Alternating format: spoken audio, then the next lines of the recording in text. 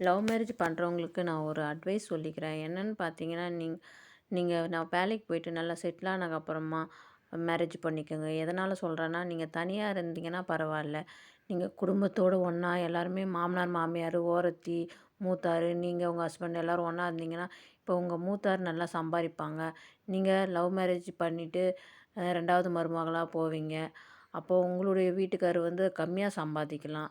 அதனாலேயே வீட்ல நெறைய பிரச்சனை வரும். இப்போ மூத்தவங்க என்ன சொல்லுவாங்க, "எங்க வீட்டுக்காரர் தான் நெறையா சம்பாதிக்கிறாரு" அப்படின்னு அவர் தான் நல்லா சம்பாதிச்சு குடுக்குறாரு. உங்க வீட்டுக்காரர் ஒழுங்காவே சம்பாதிக்கல அப்படிலாம் சொல்லி காமிப்பாங்க. அந்த பிரச்சனை எனக்கு வந்தது.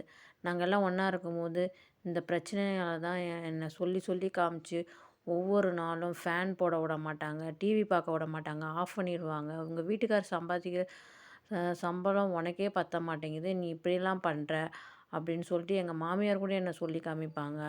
எங்க ஓரத்தி முன்னாடியே இப்படி சொல்றதுனால எனக்கும் ரொம்ப கஷ்டமா இருக்கும்.